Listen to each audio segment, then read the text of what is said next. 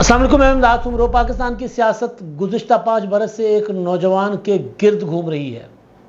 ایک حکومت گئی تو اس نوجوان کی حکمت عملی کی وجہ سے، اپوزیشن کا اتحاد بنا تو اس نوجوان کی حکمت عملی کی وجہ سے، اور اب ایک بار پھر اپوزیشن یا سیاسی قوتیں کسی ایک جگہ بیٹھنے کی طرف جا رہی ہیں تو وہ بھی اسی نوجوان کی حکمت عملی یا سیاسی بلوغت ہے، جس کی وجہ سے پاکستان کی سیاست کے اندر جو تقسیم ہے وہ کسی حد تک کم ہوتی ہوئی نظر آ رہی ہے۔ پاکستان کی سیاست کو عمران خان نے جہاں پہنچایا، بدلے میں مسلم لیگ نون ظاہر ہے جو کچھ ان کے ساتھ کیا گیا وہ عمران خان صاحب یا تحریک انصاف سے ہاتھ ملانے کو تیار نہیں ہے۔ کسی ایک پلیٹ فارم پر سیاسی قوتیں بیٹھنے کو تیار نہیں ہیں، تو وہاں پر اب آپ کو آوازیں سنائی دے رہی ہیں کہ ہمیں ایک جگہ بیٹھنا چاہیے۔ یہ سارے معاملات اس پر میں بات کروں گا، اس نوجوان کا ذکر بھی کروں گا، اور پھر اس نوجوان کو اپنی سیاست سے خود کتنا ایک فائدہ پہنچا ہے، یا پھر وہ خود اب کیوں اس طرح چیخ چلا رہے ہیں، یہ سارے معاملات پر بات کریں گے۔ بات کرنے سے پہلے گزارش اپنے ان دیکھنے والوں سے جنہوں نے اب تک میرا چینل سبسکرائب نہیں کیا، برائے مہربانی چینل سبسکرائب کریں۔ ویلاگز پسند آئیں تو لائک اور کمنٹ بھی ضرور کریں۔ تو بات کر رہا ہوں میں ایک نوجوان کی، بات ہے پاکستان کی سیاست کی۔ پاکستان کی سیاست اتنی تقسیم ہو چکی ہوئی ہے، یا اتنا نفرت اور زہر آلود ہو چکی ہوئی ہے کہ یہاں پر کوئی یہ تصور نہیں کر سکتا کہ ایک سیاسی جماعت کے قائدین ایک سیاسی جماعت کے سربراہ کے ہاں جا کر پرسہ دیں، تعزیت کریں، اس کو بھی سیاسی معنی پہنائے جاتے ہیں، اس کو بھی سیاسی رنگ دیا جاتا ہے، یا اس کو بھی سیاست کے لیے استعمال کیا جاتا ہے۔ سیاستدانوں کا تو رائٹ ہے کہ وہ ہر اپنے موقع کو سیاسی مقاصد کے لیے، سیاست کے لیے اس کو استعمال کریں، اور یہ استعمال کرنا کوئی نیگیٹو نہیں ہوتا۔ سیاست جوڑنے کا کام ہے نا، نام ہے۔ سیاست تقسیم کرنے کا نام نہیں ہے۔ ہمارے ہاں بدقسمتی سے یہ ہوا کہ سیاست کو تقسیم کرنے کا نام دیا گیا۔ تو سیاستدان کوششیں کرتے ہیں، میں نے پہلے بھی گزارش کی کہ ہر ایونٹ کو، ہر موقع کو سیاست کے لیے استعمال کرتے ہیں۔ کہیں فوتگی ہے، کہیں شادی ہے، کہیں غمی ہے، وہ جاتے ہیں نا۔ کیوں جاتے ہیں؟ مطلب غمی شادی صرف اور صرف اس لیے نہیں جاتے کہ وہ جیتیں گے اور لوگوں سے ووٹ لیں گے، اس لیے بھی جاتے ہیں کہ لوگوں کے ساتھ جڑے رہیں، لوگوں کے مسائل کا پتہ ہو، لوگ ان کے ساتھ جڑے رہیں، لوگوں کو ان کا پتہ ہو۔ تو وہ تقسیم اتنی ہو گئی کہ یہ سوچنا ایک، یعنی کہ یہ دماغ اس طرف جاتا ہی نہیں ہے۔ چنبا لگتا ہے، ایک ملاقات ہو گئی، تعزیت کے لیے چلے گئے چنبا، پل کو فرض کر لیتے۔ جس طرح آپ کو یاد ہوگا عمران خان جب 2013 کے انتخابات میں نواز شریف کے خلاف الیکشن کیمپین چلا رہے تھے اور اپنی الیکشن مہم چلا رہے تھے، لیکن وہ اپنی الیکشن مہم ان کی نہیں تھی، وہ نواز شریف اور پیپلز پارٹی کے اگینسٹ ان کی الیکشن مہم تھی۔ وہ گر گئے تھے کرین سے، زخمی ہو گئے تھے نواز شریف صاحب، اور شہباز شریف چل کر گئے، انہوں نے جا کر عمران خان صاحب کی عیادت کی تھی۔ اس وقت یہ اتنا چھمبے کی بات نہیں لگتی تھی، کیونکہ نفرتیں اتنی زیادہ نہیں بڑھی ہوئی تھی۔ پھر 2018 کے انتخابات آتے ہیں، اور 18 کے انتخابات سے پہلے جو کچھ کیا جاتا ہے، عمران خان کی اپوزیشن کو پراپر اس کا بندوبست کیا جاتا ہے، اس کو جیلوں میں ڈالنے کا، نواز شریف کو نائل کیا جاتا ہے۔ الیکشن سے چند دن پہلے وہ آتے ہیں اپنی بیوی کو بستر مرگ پر چھوڑ کر، اپنی بیٹی کا ہاتھ پکڑ کر گرفتار ہونے آتے ہیں، اور اس کے بعد پھر عمران خان صاحب الیکشن میں جیت جاتے ہیں، نواز شریف نائل پہلے ہی کر دیے جاتے ہیں۔ تو پھر عمران خان کی حکومت آتی ہے تو آصف زرداری بھی جیل میں چلے جاتے ہیں۔ پھر اپوزیشن کی تینوں جو پہلی قطاریں ہیں وہ ساری کی ساری جیل میں چلی جاتی ہیں۔ نفرت عروج پر ہوتی ہے۔ 2018 کے انتخابات سے لے کر اس وقت جو کچھ پاکستان کی سیاست میں ہو رہا ہے، یعنی انتخابات کے نتائج کے بعد سے لے کر اس وقت جو کچھ ہو رہا ہے،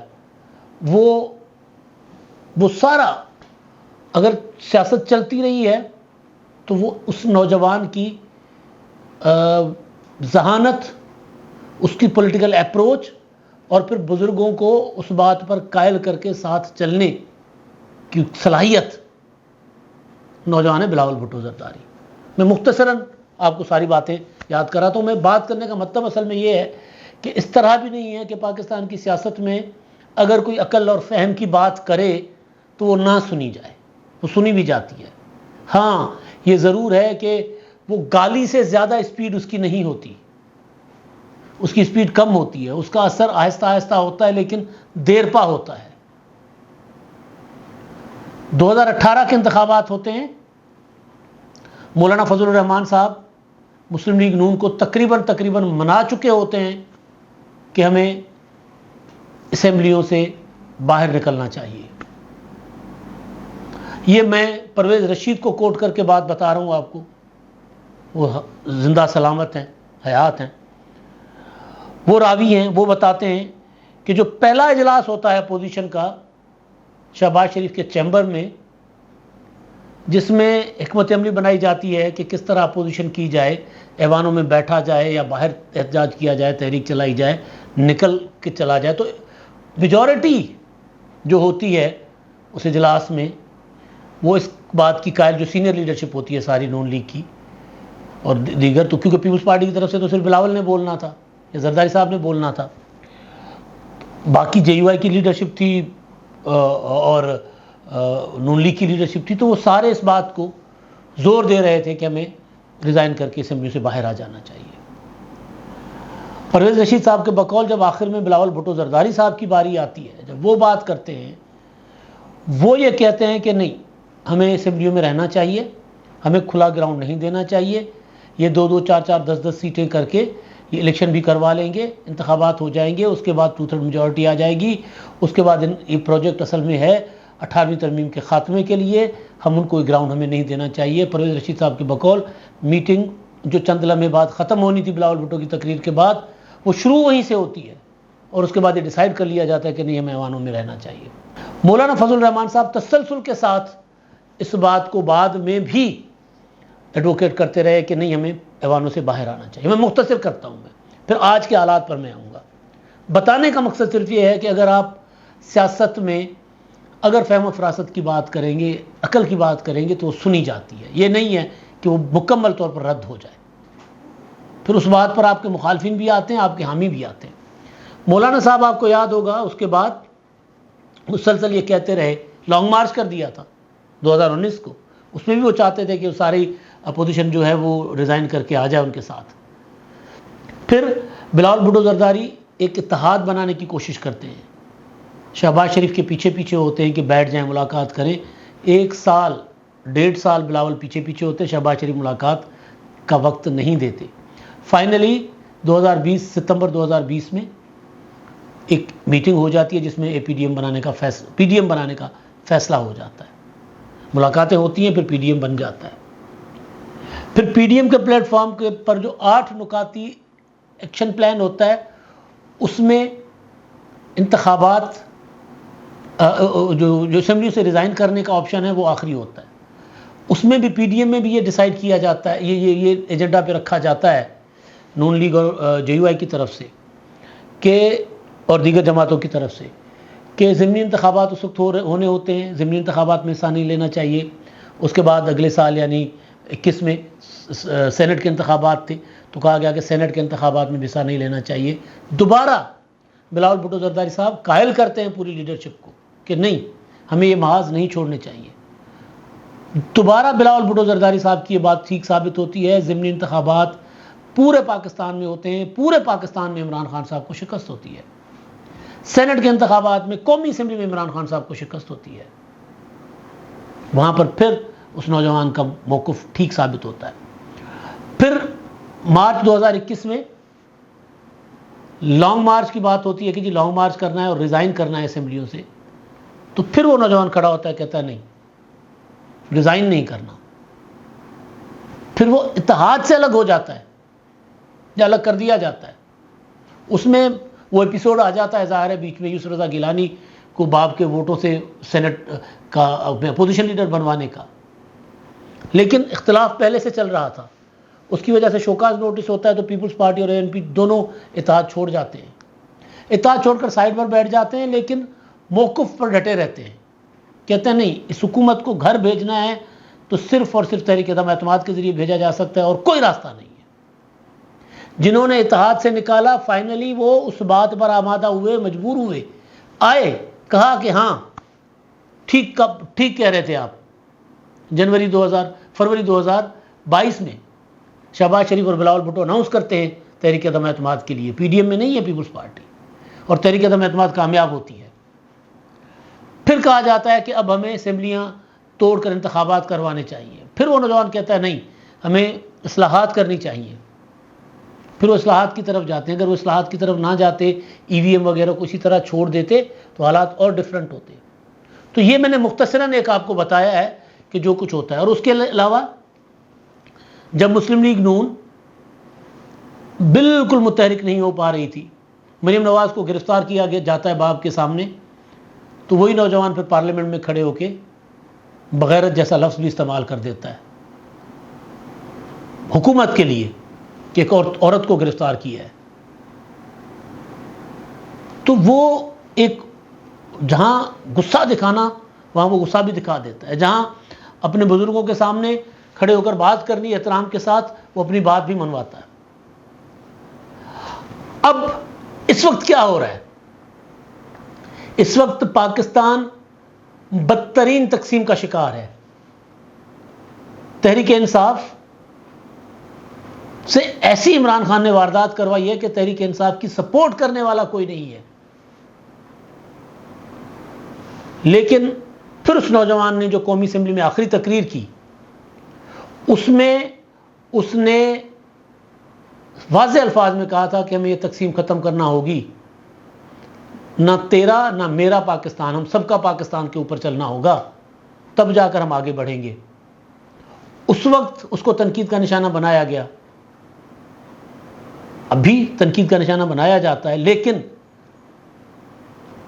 پھر آہستہ آہستہ بعد میں سب کو سمجھ آئی، پھر خبریں چلیں کہ جی تحریک انصاف کو پر پابندی لگے گی، کبھی فارن فنڈنگ کیس کے نام پر، کبھی کسی اور نام پر۔ تب بھی وہی آواز تھی کہ نہیں، پابندیاں کسی پولیٹیکل پارٹی پر نہیں لگنی چاہیے۔ اس معاملے میں یقیناً نون لیگ کا بھی یہی تھا، مسلم لیگ نون نے بھی شروع میں ہی کہا تھا کہ پابندی نہیں لگائیں گے، لیکن 9 مئی کے بعد فارن فنڈنگ کیس والے معاملے میں تو ٹھیک، 9 مئی کے بعد نون لیگ کا تھا کہ پابندی لگنی چاہیے، لیکن اس وقت بھی اس نوجوان نے کہا نہیں، پابندی نہیں لگنی چاہیے۔ اب وہ یہ کہہ رہا ہے کہ تحریک انصاف کے بغیر انتخابات ہوں گے تو کوئی تسلیم نہیں کرے گا۔ اب یہ بات نواز شریف بھی کر رہے ہیں، اب یہ بات رانا ثناءاللہ بھی کر رہے ہیں کہ سب سیاسی قوتوں کو ہمیں ایک جگہ پر بیٹھنا چاہیے۔ سب سیاسی قوتوں سے مطلب رانا ثناءاللہ کہہ رہے ہیں، بتا رہے ہیں، تشریح کر رہے ہیں کہ تحریک انصاف بھی۔ اب مولانا فضل الرحمان صاحب بھی کہہ رہے ہیں، کافی دنوں سے کہہ رہے ہیں، یہ اب نہیں کہہ رہے، کافی دنوں سے کہہ رہے ہیں کہ مجھے جب تک میرا مخالف آزاد نہیں ہے تب تک میں الیکشن نہیں لڑ سکتا، یا مجھے الیکشن لڑنے میں مزہ نہیں آئے گا۔ انتخابات ہونے نہیں ہونے، پہلے معیشت ٹھیک کریں پھر انتخابات، یہ بات اس نوجوان کے والد آصف زرداری صاحب کرتے ہیں، تو والد صاحب کے لیے بھی کہتے ہیں کہ جی والد صاحب کے فیصلوں کا پابند میں اپنے گھر میں ہوں، الیکشن کے معاملے میں، سیاست کے معاملے میں میری پارٹی کا فیصلہ ہوگا، اور وہ فیصلہ یہ ہے کہ انتخابات مقررہ مدت میں ہونے چاہیے، زیادہ ڈیلے نہیں ہونے چاہیے، سینٹ کے انتخابات سے پہلے ہونے چاہیے۔ اب یہی بات ساری پولیٹیکل پارٹیز کر رہی ہیں کہ انتخابات وقت پر ہونے چاہیے۔ وقت تو خیر نکل گیا، لیکن جو 28 جنوری کو کہا جا رہا ہے، جو الیکشن کمیشن نے کہا ہے وہ 28 جنوری کو کروائیں گے۔ تو میں نے سارا آپ کے سامنے رکھ دیا ہے، 5 سال کا نچوڑ، کہ ان 5 سالوں میں پاکستان کی سیاست میں کوئی ایسی حکمت عملی نہیں تھی، عمران خان کی حکومت کے خلاف ہو یا پھر یہ حکومت بننے کے بعد، جب وہ وزیر خارجہ تھا اور جب پاکستان سیلاب میں ڈوب رہا تھا تو وہ دنیا جہان کو انگیج کر کے بیٹھا ہوا تھا۔ جنیوا میں اتنی بڑی کانفرنس کی اور شہباز شریف کہنے پر مجبور ہو گئے کہ بلاول بھٹو ایک بہترین وزیر خارجہ۔ تو آج جو پاکستان کی سیاست میں اس وقت آپ دیکھ رہے ہیں کہ نئی صف بندیاں ہوتی نظر آ رہی ہیں آپ کو، مولانا فضل الرحمان اور تحریک انصاف والے ایک جگہ بیٹھے ہوئے ہیں، اور مسلم لیگ نون والے بھی یہ کہنے پر مجبور ہیں کہ ہمیں سب کو ایک ساتھ بیٹھنا ہوگا۔ تو یہ بھی پھر اسی نوجوان کی جو سیاسی انداز، سیاسی فکر ہے جو اس کا، جو ظاہر ہے اس نے اپنے نانا سے لیا ہے، اپنی والدہ سے لیا ہے، یا پھر اس دھرتی سے لیا ہے جہاں سے اس کا تعلق ہے، جہاں افہام و تفہیم، جہاں ایک دوسرے کی عزت کرنا، ایک دوسرے کو عزت دینا اختلافات کے باوجود. ویسے تو یہ پورے پاکستان میں یہی ہے ویسے تو، لیکن پولیٹیکلی اگر آپ دیکھیں تو وہ زیادہ پولائٹ لوگ آپ کو ملیں گے وہاں سے. اس طرح گنڈاسے اور اس طرح وہ کیا ہوتا ہے وہ نہیں پکڑے ہوتے، ایک دوسرے کے خون کے پیاسے اس طرح نہیں ہوتے سیاست میں. تو یہ ساری جو چیزیں ہیں 5 سالوں میں وہ ساری کی ساری بلاول بھٹو زرداری کے گرد گھومتی ہیں، ان کی سیاست، ان کی سیاسی اپروچ کے گرد گھومتی ہیں. اب دیکھتے ہیں، اب اس وقت وہ جو مشن لے کر چل رہا ہے کہ سیاست الیکشن سے پہلے کم از کم ہمیں پولیٹیکل جو درجہ حرارت ہے اس کو نیچے لانا ہوگا، نفرت کو کم کرنا ہوگا، تبھی جا کے انتخابات جو ہیں بہتر ہوں گے. یہی ان کی پیپلز پارٹی کی سی کے اجلاسوں میں اس کی تقریریں ہیں، یہی جلسوں میں اس کی تقریریں ہیں، یہی قومی اسمبلی جو گزشتہ تھی اس میں اس کی تقریریں تھیں. تو میرا خیال یہ ہے کہ جو بزرگان ہیں وہ نظریہ اپنا اپنا پاس رکھیں، لیکن کم از کم جو سیاسی مفاہمت ہے، افہام و تفہیم ہے، برداشت ہے، وہ کم از کم اس نوجوان سے سیکھیں. اب تک کے لیے اتنا ہی. اللہ حافظ.